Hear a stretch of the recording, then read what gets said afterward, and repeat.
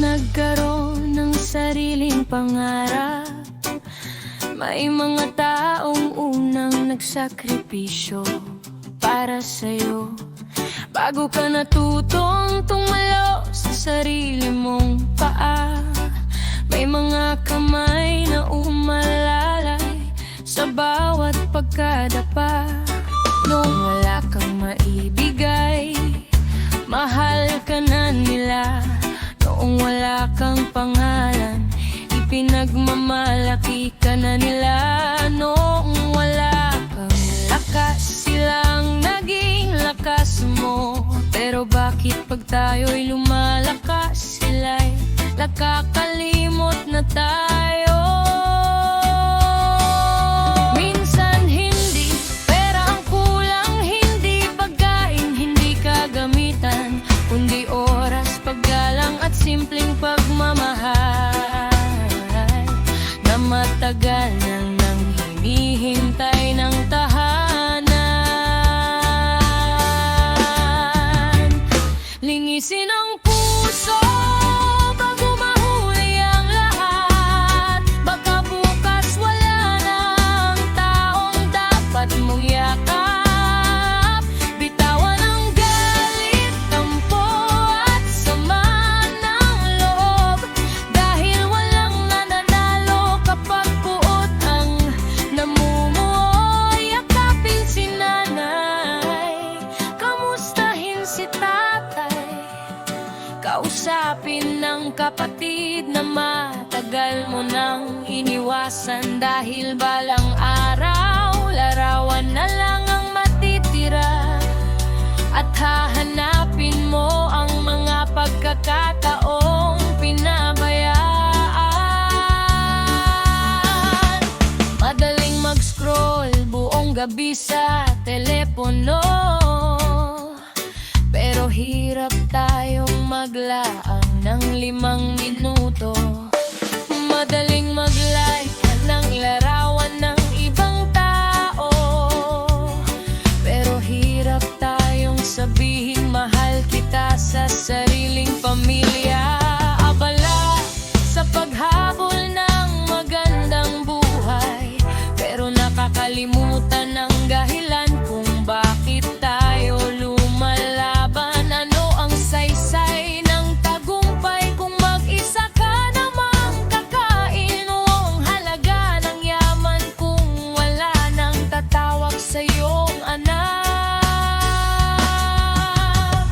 Hindi habang buhay malakas si nanay, hindi habang buhay nandyan si tatay, hindi habang buhay magkakatabi ang magkakapatid. Darating ang araw na alaala ng ang lahat. Linisin ang puso bago mahuli ang lahat. Baka bukas wala na ang taong dapat mong yakap.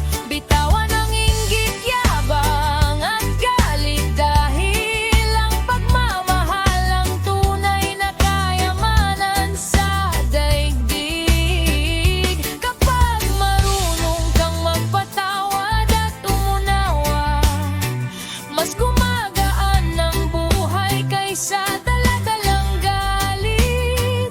Ang pusong may awa at pusong malaya, at pusong malaya ang tunay na masaya.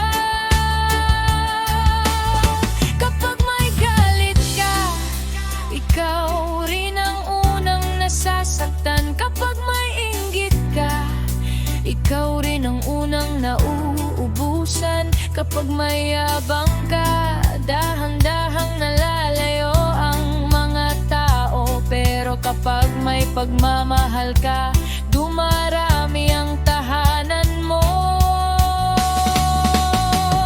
Hindi ka hinaan ng pagpapatawad, hindi ka bawasan ng paghingi ng tawad. Ang tunay na matapang ay marunong magpakumbaba at marunong magsabing Patawad. Salamat.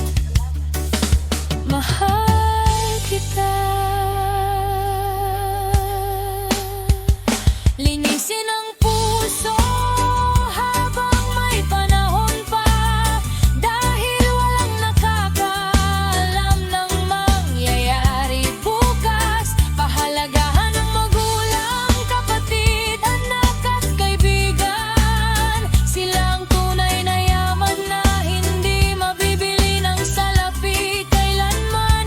Pagpawag nagmamahalan ng bawat isa, may ngiti sa tahanan at kapayapaan sa puso.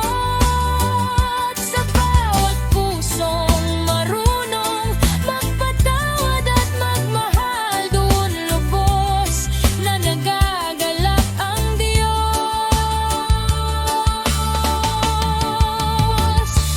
Lumingon ka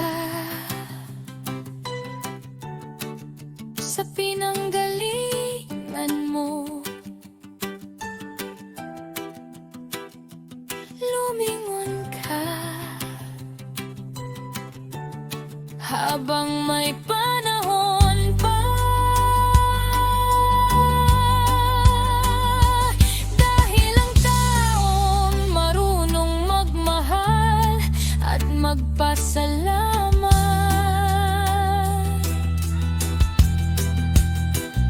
hindi kailanman magiging mahirap sa puso.